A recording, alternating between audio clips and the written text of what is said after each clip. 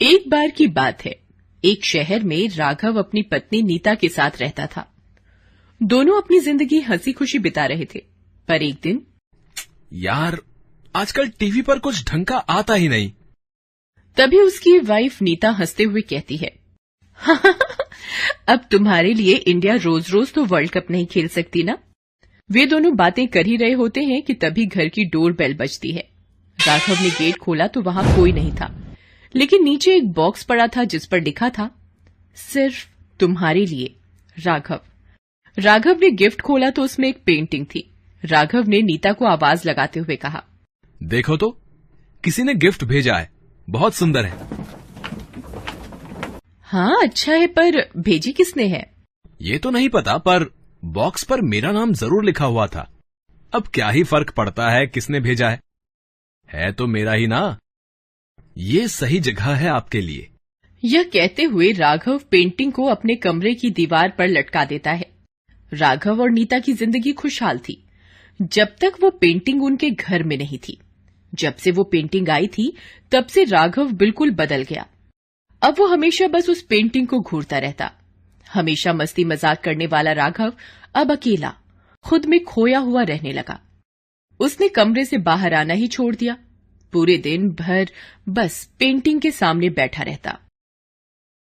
नीता उसे बहुत समझाने की कोशिश करती, पर वो उसकी एक नहीं सुनता। एक दिन नीता को लगा जैसे कि राघव रूम में किसी से बातें कर रहा है। नीता ने कमरे में जाकर देखा तो राघव पेंटिंग से बातें कर रहा था। जितनी खूबसूरत तुम हो, उतनी ही खूबसूरत धुन है। राघव, राघव, यहाँ कोई धुन नहीं बज रही है, यहाँ कोई आवाज नहीं है। डिस्टर्ब मत करो। राघव, तुम्हें क्या हो गया है? तुम ऐसे बिहेव क्यों कर रहे हो? मैंने कहा ना डिस्टर्ब मत करो। चली जाओ यहां से, वरना तुम्हारी जान ले लूंगा। राघव की ऐसी बातें सुन नीता घबरा जाती है और मदद के लिए राघव के दोस्त विनीत को बुला लेती है। विनीत के आने पर नीता सारी बातें बताती है। राघव अजीब अजीब बातें कर रहा है। वो अकेला अकेला रहता है, न सोता है न खाता है, बस पेंटिंग को देखता रहता है। ये सब उस पेंटिंग की वजह से हो रहा है। तुम प्लीज उसे समझाओ और वो पेंटिंग वहां से ले आओ। विनीत रूम में गया तो उसने देखा कि राघव पेंटिंग को गले से लगाकर बैठा है और अकेला ही बातें किया जा रहा है। राघव, राघव, सुन रहा है ना तू? लेकिन उसने बिल्कुल भी ध्यान नहीं दिया। ऐसे लग रहा था जैसे कि वो कोई सपने में हो।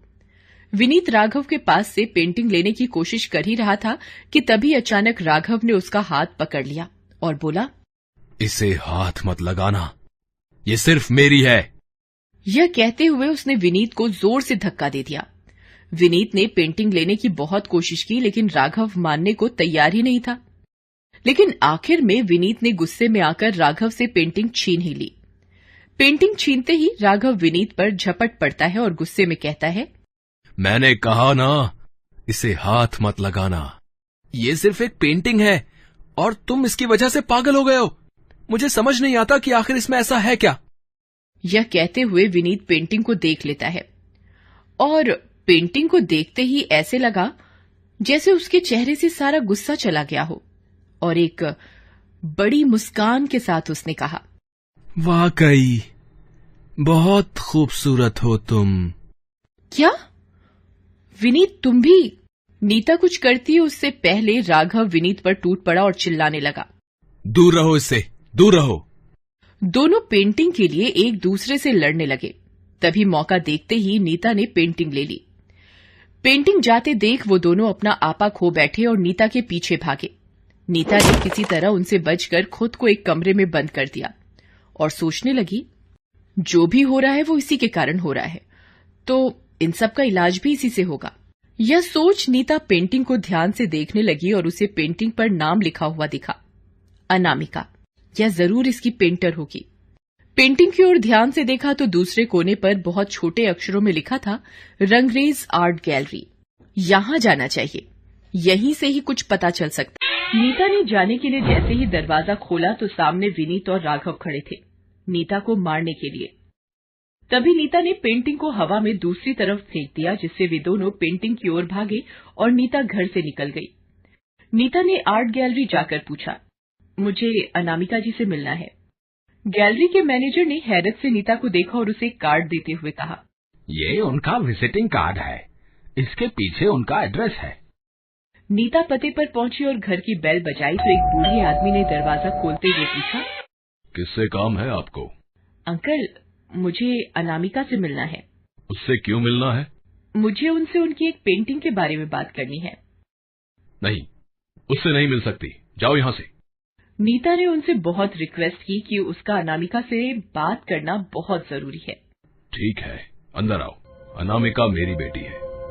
वो एक प्रतिभाशाली आर्टिस्ट थी। उसकी हर एक पेंटिंग मुंह मांगी कीमत पर बिकती थी। वो पियानो भी बहुत अच्छा बजाती थी। उसकी धुन सुनकर हर कोई दीवाना हो जाता था। उसका एक बॉयफ्रेंड था, अजय। वो बिल्कुल सिरफिरा था। मैं अनामिका को कई बार समझाता उससे दूर रहने के लिए, पर वो मेरी एक नहीं सुनती। वो तो बस उसके लिए पागल थी। उसने अजय के लिए एक पेंटिंग बनाई थी। वो पेंटिंग इतनी अच्छी थी कि हर कोई उसकी भारी कीमत देने को तैयार था। वो अनामिका की सबसे फेवरेट पेंटिंग थी, इसलिए उसने बेचने से मना कर दिया। अजय पेंटिंग को बेचना चाहता था, पर अनामिका तैयार नहीं थी। फिर अनामिका शादी की बात करने लगी, पर मैं हमेशा से जानता था कि अजय सिर्फ अनामिका के पैसों के लिए उसके साथ है। पर अनामिका की जिद के कारण मैंने दोनों की शादी करा दी। शादी के कुछ दिनों बाद ही उसने मेरी बेटी को मार दिया और उसकी सारी पेंटिंग बेच दी। वो पेंटिंग भी बेच दी जो अनामिका ने उसके लिए बनाई थी। अनामिका अजय को बहुत चाहती थी, पर अजय ने उसे धोखा दे दिया, उसे मार दिया। इसलिए मरने के बाद वो किसी भी लड़के को खुश नहीं देख सकती। जो भी लड़का उस पेंटिंग को ध्यान से देख लेता, वो पागल हो जाता है। क्योंकि जिसने वो पेंटिंग खरीदी थी, वो पागल हो गया और कुछ दिनों में आत्महत्या कर ली। अजय ने भी छत से कूदकर जान दे दी। मैं समझ गया था कि ये अनामिका ही है। मैंने जल्दी से उस पेंटिंग को लाकर आर्ट गैलरी के स्टोर में रखवा दिया, जिससे कि पेंटिंग को लोगों से दूर रख सके। लेकिन एक दिन आर्ट गैलरी वालों ने पैसों के लिए उसे चुपके से किसी को बेच दिया। पर अब मुझे क्या करना होगा? वो मेरे पति को भी पागल कर रही है। जब तक वो पेंटिंग तुम्हारे घर में है, घर में कोई भी सुरक्षित नहीं है। इसलिए जितनी जल्दी हो सके तुम उस पेंटिंग को नष्ट कर दो। नीता जल्दी से घर के लिए निकली और घर पहुंचकर देखा तो पूरा घर तहस नहस पड़ा था और राघव और विनीत पेंटिंग के लिए अभी भी लड़ रहे थे। नीता ने मौका देखते ही पेंटिंग ले ली। पेंटिंग नीता के पास देख वे दोनों उसकी तरफ झपटने ही वाले थे कि तभी नीता चिल्लाई, रुको, वहीं रुको वरना इसे फाड़ दूंगी। नहीं, तुम इसे कुछ नहीं करोगी, नहीं। लेकिन नीता नहीं सुनती है और पेंटिंग को फाड़ने लगी। पेंटिंग के दो टुकड़े होते ही राघव और विनीत बेहोश होकर जमीन पर गिर पड़े और पेंटिंग में से एक औरत की आत्मा निकलकर चारों तरफ उड़ने लगी। नीता ने जल्दी से पेंटिंग के टुकड़े टुकड़े कर दिए। पेंटिंग के टुकड़े होते ही वो आत्मा जोर से हंसी और खत्म होने के बजाय 1 से 2, 2 से 4 और उसकी संख्या पेंटिंग के टुकड़ों के बराबर हो गई। तुम मुझे खत्म नहीं कर सकती। और भी सारी नीता पर टूट पड़ी। बचाओ, बचाओ। नीता की चीख सुनकर राघव को होश आ गया। राघव को पेंटिंग के टुकड़ों की तरफ इशारा करते हुए कहा, जला दो इसे। आत्माएं राघव की तरफ झपटती हैं, पर तब तक राघव टुकड़ों को आग लगा चुका था। जैसे जैसे पेंटिंग जल रही थी उसका शरीर भी जलने लगा और वे सब पेंटिंग के साथ जलकर खाक हो गई। थोड़ी देर बाद विनीत भी होश में आ गया।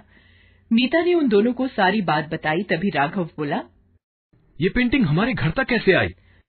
सभी लोग स्तब्ध थे क्योंकि बात भी सोचने वाली थी कि आखिर वो पेंटिंग उनके घर तक कैसे पहुंची। हमें आर्ट गैलरी जाना चाहिए। फिर वे आर्ट गैलरी जा पहुंचे और राघव ने पूछा, तुमने अनामिका की पेंटिंग किसको बेची थी? पर वहाँ कोई कुछ बताने के लिए तैयार ही नहीं था। बड़ी मशक्कत और पुलिस की धमकी के बाद मैनेजर ने बताया, हमने वो पेंटिंग मिस रिचा को बेची थी। क्या? रिचा? एक बार फिर सब लोग हैरत में थे क्योंकि रिचा तो उनकी बेस्ट फ्रेंड थी। तीनों मन में कई सवाल लिए रिचा के पास पहुंचे। तो मैं राघव से शादी करना चाहती थी पर नीता बीच में आ गई। मुझे इस बात का बहुत बुरा लगा। फिर मैंने सोच लिया कि अगर राघव मेरे साथ नहीं रह सकता तो वो किसी के साथ नहीं रह सकता। एक रेस्टोरेंट पे मेरी अनामिका से पहचान हुई थी, उसके बाद वो मेरी दोस्त बन गई। तब से मुझे पेंटिंग का पता था। अनामिका के मरने के बाद जो सब कुछ हुआ उसके बारे में भी मुझको पता था। इसलिए मैंने वो पेंटिंग गैलरी से खरीद ली और तुम्हारे घर तक पहुंचा दी, जिससे तुम्हारा भी वही हाल हो जाए जो उन सब का हुआ था। सबको यह जानकर बहुत बुरा लगा कि ये सब उनकी फ्रेंड ने किया है। मुझे माफ कर दो, मैं बदले के लिए पागल हो गई थी। गलती हो गई मुझसे। मेरा मन तो करता है जैसे कि तुम्हें जेल में डलवा दूं, पर क्या करूं?